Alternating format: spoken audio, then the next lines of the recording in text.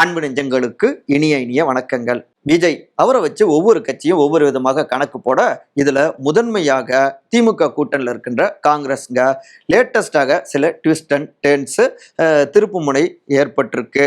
அதே நேரத்துல இந்த நகர்வுகளை கவனிக்காம இல்ல அறிவாலயம் திமுகவும் சில பல கணக்குகளை போட்டுட்டு இருக்காங்க. மிக முக்கியமாக உதயநிதி ஸ்டாலினை வச்சு அவருடைய அறிவு திருவிழாவும் அதுக்கு பின்னாடி இருக்கக்கூடிய அரசியல் கணக்குகளும் நம்பர் கேமுங்க.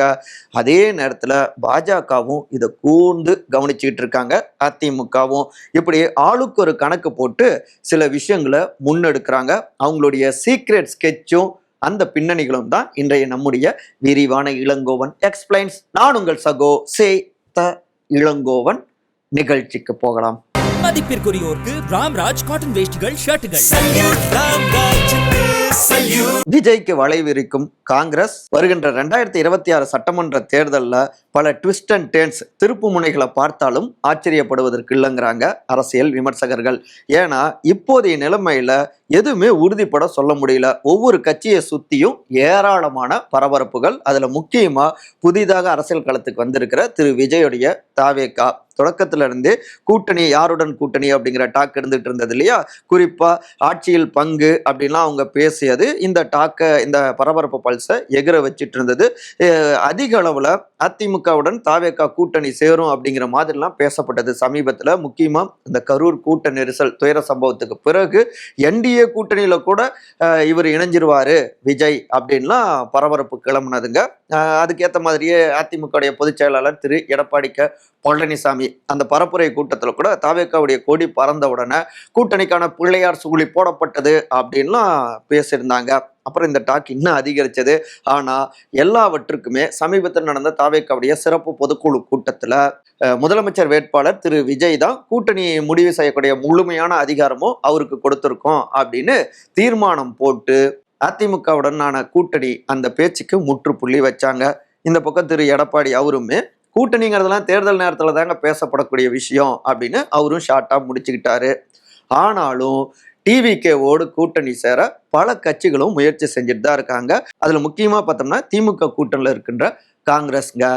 என்னங்க, திரு ராகுல் காந்தி எதிர்கட்சி தலைவர், அவரும் முதலமைச்சர் திரு மு.க. ஸ்டாலின் ரெண்டு பேருமே அவ்வளோ நெருங்கிய தோஸ்து நண்பர்களா இருக்காங்க. பீகார் வரையெல்லாம் போய் பரப்புரை செஞ்சாரு. என்ன அப்படின்னு விசாரிச்சா நட்பு இருந்தாலும் இங்க தமிழ்நாட்டு சூழல் பொறுத்த வரைக்கும் வேற மாதிரி இருக்கு. குறிப்பா தமிழ்நாட்டில் காங்கிரஸ் கட்சியை வளர்க்கணும் அப்படின்னு நினைக்கிறாங்க. 1967க்கு பிறகு இங்க தமிழ்நாட்டில் தேசிய கட்சி இல்லாம போயிடுச்சு. ஆட்சி பொறுப்புல காங்கிரஸாலையும் முடியல. ஸோ அதையும் பிளான் பியில் வைப்போம், வாய்ப்பு இருந்தால் டக்குன்னு அதை முயற்சி செஞ்சு பார்க்கலாமே அப்படின்னு ஒரு ஆப்ஷன் இருந்துகிட்டு இருக்குங்க டெல்லி மேலிட காங்கிரஸ் கிட்டையும் அப்படின்னும் தெரிவிக்கிறாங்க. அதுக்கேற்ற மாதிரியே தான் இங்கே தமிழ்நாடு காங்கிரஸ்குள்ளாரையும் அவ்வப்போது கூட்டணியில் ஒரு சில குடைச்சல்களும் கொடுத்துட்டு இருக்கிறது. அதாவது அதிக தொகுதிகளை நாங்கள் எதிர்பார்ப்போம். இப்போ கூட சமீபத்தில் காங்கிரஸ் மேலிட பொறுப்பாளர் திரு கிரீஷ் ஜோடங்கர் அவரு பேசுறப்ப நாங்கள் 234 தொகுதியில சரிபாதி தொகுதிகளுக்கு மேல நாங்கள் வலுவா இருக்கோம், ஆனாலும் எவ்வளவு தொகுதிகள் கேட்கணும் அப்படின்னு நாங்கள் பேசி முடிவெடுப்போம் அப்படின்லாம் திமுகவுக்கு ஷாக் கொடுத்திருந்தாரு. தொடர்ந்து அதிக தொகுதிகள் வேணும் அப்படிங்கிற குரல்களை அவ்வப்போது ஓங்கி ஒழிச்சுக்கிட்டே இருக்காங்க தமிழ்நாடு காங்கிரஸ்ல இருந்து திமுகவை நோக்கி.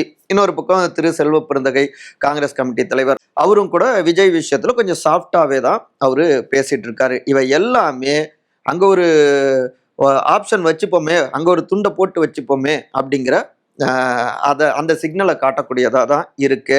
இல்ல முக்கியமா அந்த கரூர் கூட்ட நெரிசல் துயர சம்பவம், அதுக்கு பின்னாடி திரு ராகுல் காந்தி திரு விஜயோடு தொலைபேசிலையும் பேசினாரு, ஆறுதல் கொடுத்தாரு அப்படின்லாம் கூட அந்த நேரத்துல தகவல்கள் பரபரப்பை கிளப்புனதுங்க. இன்னும் சொல்ல போனா முன்பு இருந்தே அவரு விஜய் மக்கள் இயக்கமாக இருந்த காலத்துல இருந்தே 2006க்கு பின்னாடியே பார்த்தோம்னா காங்கிரஸோடவும் ஒரு நெருக்கமான உறவை வச்சுட்டு தான் இருந்தாரு விஜய். அந்த நேரத்துல விஜய் காங்கிரஸ் கட்சியில சேர்ந்துருவாரு அப்படின்லாம் கூட ஒரு டாக்கு பரபரப்பு கிளப்புனது. அவருக்கு மாநில அளவிலான பதவியை கொடுப்பாங்க அப்படின்லாம் பேசப்பட்டது. அப்புறம் கால ஓட்டம், தீவிர சினிமா, இப்ப அரசியல் களத்துக்கும் வெளிப்படையாகவே விஜயை கொண்டு வந்து நிறுத்தியிருக்கு.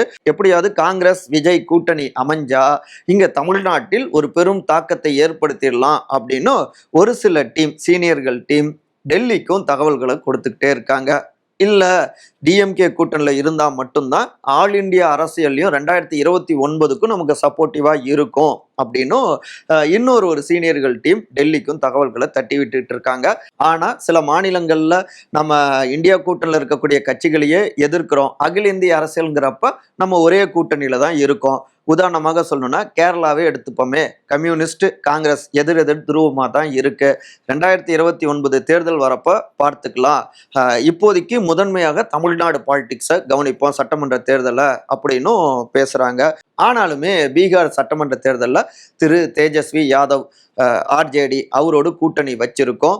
இப்படி இந்தியா கூட்டணியில் முக்கியமானவர்களோடு இருக்கிறப்ப வேற ரூட் எடுக்க வேணாமே தமிழ்நாட்டில் அப்படின்னும் டாக் இருக்குங்க. சில சீனியர்கள் பதிவு செய்கிறாங்க. ஆனால் ஆர்ஜேடியோடவே சில தொகுதி பங்கீட்டில் எவ்வளோ பிரச்சனைகள் வந்தது, காங்கிரஸ்லேயே பலர் ஏற்றுக்கல, அந்த மாதிரி சிக்கல்கள் வேணாமே தமிழ்நாட்டில் அப்படின்னு இன்னொரு கருத்தும் பேசப்பட இப்படி மாறி மாறி கருத்து யுத்தங்களே காங்கிரஸ் கட்சிக்குள்ளார ஓடிக்கொண்டிருக்கு. விஜய் அவரை ஒட்டி. சரி, இங்க காங்கிரஸ் கட்சியுடைய மேலிட பொறுப்பாளர் திரு கிரீஷ் ஜோடங்கர், விஜய் அவருடைய திரு ஜான் ஆரோக்கியசாமி வியூக வகுப்பாளர், அப்புறம் தாவேக்காவுடைய மிக முக்கியமானவரான தேர்தல் மேலாண்மை பொதுச் செயலாளரான திரு ஆதவ் அர்ஜுனா இவங்களையும் சந்தித்து நிறைய முறை அரசியல் பேசியிருக்காங்க. டெல்லியிலையும் இந்த சந்திப்புகள் தொடர்ந்து இருக்கு. குறிப்பா திரு ராகுல் அவர்களுடைய நம்பிக்கையை பெற்ற தொழில் வல்லுநர் காங்கிரஸ் பிரிவுடைய தலைவரான திரு பிரவீன் சக்கரவர்த்தி அவர் மூலமாகவும் சில தகவல்கள்லாம் ஏற்கனவே ராகுல் அவங்களுடைய டீம் சொல்லி அனுப்பியிருந்தாங்க. ஸோ விஜய் அவரோடு நெருக்கமான ஒரு உறவு இருந்துகிட்டே இருக்கு அப்படின்னும் நம்முடைய கழுகார்லையும் செய்திகள் வந்திருக்குங்க.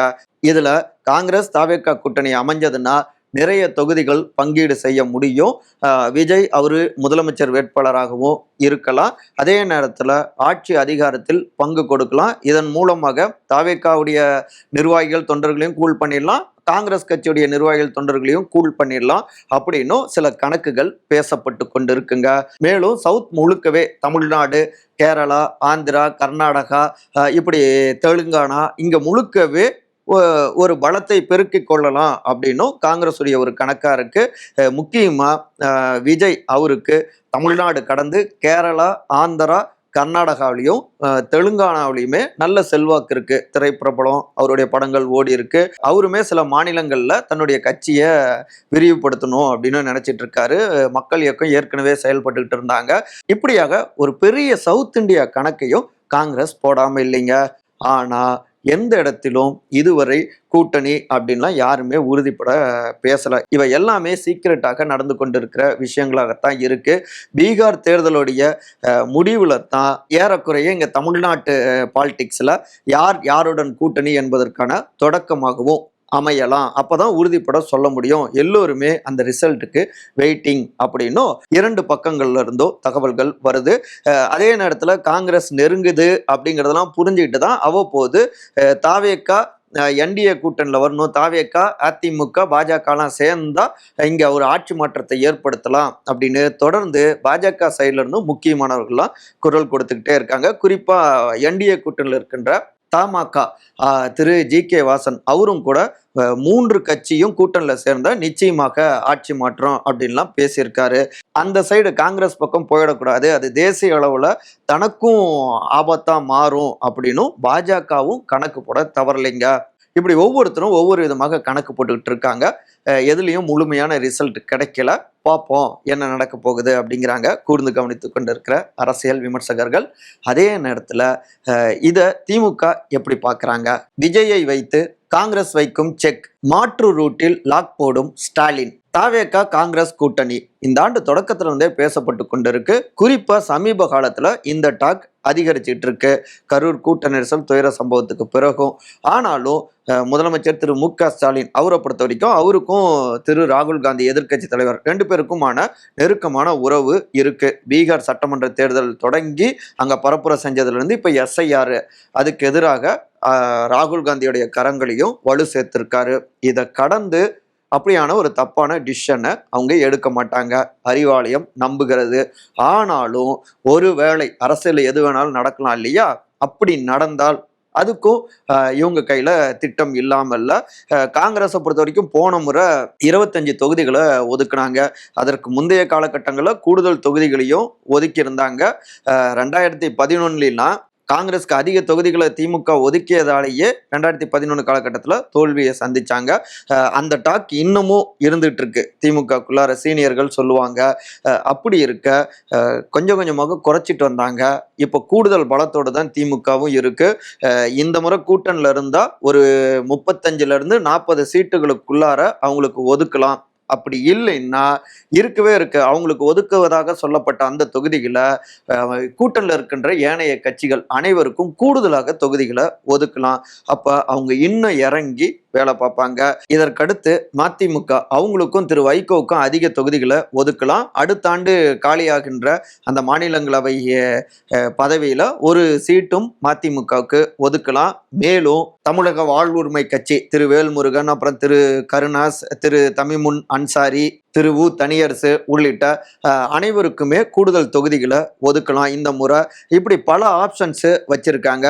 மிக முக்கியமாக திரு கமல்ஹாசன் அவங்களுடைய மக்கள் நீதி மையம் காங்கிரஸ்க்கு மாற்றாக மானிமாவை ரொம்பவே பார்க்குறாங்க அறிவாலயம்ங்க. ஏன்னா கமல் அவருக்கு இருக்கக்கூடிய அந்த தேசிய அளவிலான அந்த அறிமுகம், இன்னொரு பக்கம் அவரை மாநிலங்களவை எம்பி ஆக்கியிருக்காங்க. அகில இந்திய அளவில் தங்களுடைய கொள்கை சார்ந்து அவர் பேசுவார். அது இன்னும் திமுக கூட்டணிக்கும் வலு சேர்க்கும். இங்க தமிழ்நாட்டிலும் அனைத்து பிரிவு மக்களையும், அதாவது காங்கிரஸால இழக்கப்படுகின்ற அந்த வாக்குகளை கமல் அவரு ஈடுகட்டிடுவாரு. அவருடைய சூறாவளி பரப்புரையும் இங்க திமுகவுக்கு சப்போர்ட்டா மாறும் அப்படின்னு சில கணக்குகள் போடாம இல்லைங்க திரு மு.க. ஸ்டாலின் அவங்களுடைய டீம். ஆனா இவை எல்லாமே சீக்ரெட்டாக நடந்து கொண்டிருக்கிற சமாச்சாரங்கள் தான். அதாவது மாவோ சொல்லுவார் இல்லையா, நாம் எந்த ஆயுதம் ஏந்த வேண்டும் என்பதை நம்முடைய எதிரி தான் தீர்மானிக்கிறான் அப்படின்னு. அந்த மாதிரி தான் இப்ப தேர்தல் அரசியல்ல நம்முடைய ஸ்டெப்ஸை பல நேரம் எதிரி தீர்மானிப்பாங்க, சில நேரம் நம்முடைய நண்பர்களும் கூட தீர்மானிப்பாங்க. அதுக்கேத்த மாதிரி காய் நகர்த்தி ஆடுறதும் ஒரு சுவாரஸ்யமான அரசியல் சதுரங்கம் ஆட்டம் தானே அப்படின்னு தெரிவிக்கிறாங்க அறிவாலயத்துல சீனியர்களோடு நெருக்கமாக இருக்கின்ற சில இளம் உடன்பிறப்புகள். டார்கெட் விஜய், உதயநிதியின் அறிவு திருவிழாவும் அரசியலும் நம்பர் கேமும். திமுகவை பொறுத்த வரைக்கும் உறுதியான பலம் வாய்ந்த கூட்டணி பலமே தொடர் வெற்றிகளை கொடுத்துக்கிட்டு இருக்கு அப்படின்னு அவங்க உறுதியாகவும் நம்புறாங்க. கூட்டணி பலமும் 2019 இருந்து உடையாம அந்த கூட்டணி இருந்துகிட்டு இருக்கு. இதுவே 2026 7வது முறையாகவும் திமுகவை ஆட்சி பொறுப்பில் அமர்த்தும் அப்படிங்கிறது தான் அறிவாலயத்துடைய நம்பிக்கையா இருக்கு. ஆனாலும் அரசியல்ல எது வேணாலும் நடக்கலாம் இல்லையா. லாஸ்ட் மினிட்ல கூட 2016 அப்படிதாங்க கடைசி நொடி வரை தேமுதிக மறைந்த கேப்டன் திரு விஜயகாந்த் அவரு திமுக பக்கம் வந்துருவாருன்னு பேசப்பட்டது. ஆனா லாஸ்ட் மினிட்ல ட்விஸ்ட், மக்கள் நல கூட்டணியின் உருவானது. அது இன்னொரு பக்கம் அதிமுகவுக்கு வாய்ப்பா மாறிடுச்சு. மறுபடியும் ஆட்சியை அவங்க தொடர்ந்தாங்க. ஸோ இதை புரிஞ்சிக்காம இல்லை. அப்படி ஏதாவது ஒரு ட்விஸ்ட் நடந்ததுன்னா அதையும் சமாளிக்க இங்க திட்டங்கள் வச்சிருக்காங்க. அதுல முக்கியமாக துணை முதலமைச்சர் இளைஞரணி செயலாளர் திரு உதயநிதி ஸ்டாலின் அவர் அதிக அளவுல ஃபோக்கஸ் பண்றாங்க. அவருக்கான அந்த கிரவுண்டை ஸ்ட்ராங் பண்ணிடணும்னு திமுகவுடைய தலைமை நினைக்கிறாங்க. அதனாலதான் தொடர்ந்து இப்ப ஐவர் டீம்ல தொடங்கி இப்போ வர ஒவ்வொரு மாவட்டங்களாக பயணிப்பது வரை எல்லா பக்கமும் தலை காட்டி கொண்டிருக்கிறார். தீவிரமாக அரசியலை பேசிட்டு இருக்காரு. மிக முக்கியமாக திரு விஜய் தாவேகா அவங்கள அட்டாக் பண்ணிக்கிட்டே இருக்கார் தொடர்ந்து. இப்போ கூட திமுக இளைஞரணி முன்னெடுத்த திமுக 75 அறிவு திருவிழா அந்த கூட்டத்துல கூட தாஜ்மஹால், ஈஃபில் டவர் அதை நீங்க கண்காட்சிப்படுத்தினா கூட மக்கள் வந்து பார்ப்பாங்க. ஆனா தொட்டு பார்த்தா அது வெறும் அட்டை தாங்க, கீழே விழுந்துரும், அஸ்திவாரமோ கொள்கையோ அப்படிலாம் கிடையாது அப்படின்னு மறைமுகமாக திரு விஜய அட்டாக் பண்ணாரு. அதற்கு அடுத்து பார்த்தோம்னா எங்களுடைய கூட்டம் விசிலடிக்கிற கூட்டம் கிடையாது, இங்க கொள்கைக்காக கூடியவர்கள் தான் அப்படின்னு மறுபடியும் அதை பதிவு செஞ்சிருக்காரு உதயநிதி ஸ்டாலின். அது மட்டும் இல்லாம 2 நாட்கள் வள்ளுவர் கோட்டத்துல இளைஞரணிக்கும் திமுகவினருக்கும் முழுக்க பாடம் எடுத்திருக்காங்க. ஒரு நீண்ட நெடிய செஷன் வச்சிருக்காங்க. அதன் மூலமா தங்களுடைய கேடர்ஸை எஜுகேட் பண்றாங்க. கொள்கை சார்ந்து 44 பேர்கள் வந்து இங்க பேசியிருக்காங்க. அவங்க கிட்ட இருந்து நம்ம கருத்துக்களை எடுத்துக்கிட்டு அதை அப்படியே தமிழ்நாடு முழுக்க கொண்டு போய் களமாடணும் அப்படின்னு அவங்களும் ஒரு கேடரா உருவாக்குற வேலைகளை தொடங்கியிருக்காங்க. அது மட்டும் இல்லாம வள்ளுவர் கோட்டத்துல இந்த வார இறுதி வரை முற்போக்கு புத்தக திருவிழா அதையும் முன்னெடுத்திருக்காங்க. தினந்தோறும் அங்க ஏதாவது கலை நிகழ்ச்சிகள், சிறப்பு பேச்சாளர்களை கொண்டு வந்து பேச வச்சிட்டு இருக்காங்க. இத தொடர்ந்து நீங்க செய்யணும் அப்படின்னு ஏற்கனவே முதலமைச்சர் திரு மு.க. ஸ்டாலின் இது என்னுடைய அன்பு கட்டளை அப்படின்னு உதயநிதி ஸ்டாலினுக்கு வலியுறுத்தி இருக்காருங்க. இப்படி முழுக்க முழுக்க திமுகவினரை குறிப்பா இளம் பட்டாளத்தை கொள்கை ரீதியாக முன்னெடுப்பது, அதன் மூலமாக அவங்க கிரவுண்ட் லெவல்ல இன்னும் வீரியமாக போய் புதிய வாக்காளர்கள் கிட்ட வேலை பார்ப்பாங்க.